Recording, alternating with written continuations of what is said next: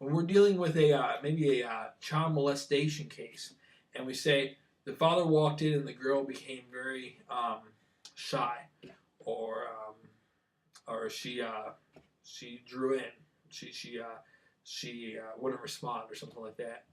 We want to talk exactly about what happened. Upon entering the room, the daughter began to look down at the floor, would not make eye contact with any adults when she was doing that before. She refused to answer questions directly. Before answering questions, she would first look at her father to receive permission to ask those questions. Things like that. So don't overgeneralize. There is no substitute for completeness, but don't overdo it.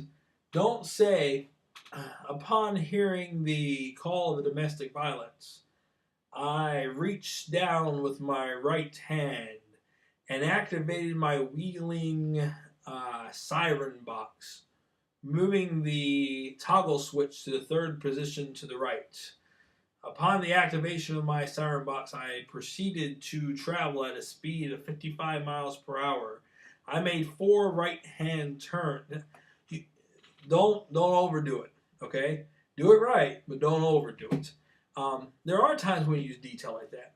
When I am involved in a use of force situation, I will say, I then placed my left hand on his left wrist and my right hand on the under bicep of his left arm, and I began to twist in an attempt to perform a technique 1.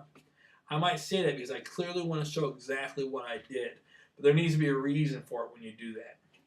And assume nothing. Don't assume people are married just because they live with each other. Don't assume that people are friends just because they drove to the scene together. Assume nothing when you're doing your case. Investigate everything. Look into everything and don't take their word for it. Man, I can remember my first week as a police officer. A young lady locked her keys in her car at a gas station. So we go rolling up, me and my field training officer. We go rolling up and I get out. She's a nice girl. And I smile and I get out of the car and I'm a young police officer. I'm going to help this stranded citizen out. And I pull out our car unlock kit and I get her car door unlocked. And I open up the door for her. She gets in. I close it. She starts her car and she drives down the road. I get in the car and the field training officer's just laughing at me. He goes, "Whose car was that?" I said, "It was hers." He goes, "Really?" Because I just ran it, and it comes back to someone who's 47 years old, and she was no more than 18. So, man, I said, "Really?" He goes, "Yeah, you just helped someone steal a car." I said, "Ah." Now, luckily, he was saying that because he knew this girl, and he knew her family, and it was registered to her mother. But it was an example of we can't just trust people because we think that they look nice. We need to check it out. Ask for IDs. Ask for vehicle registrations. Ask for whatever document you need to prove that they are who they are and what they said they did, they did.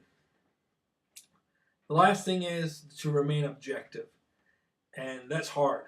It's one of the hardest things you have to do as a police officer. When you write these reports, you naturally will want to slant the reports to the direction that you want it to go.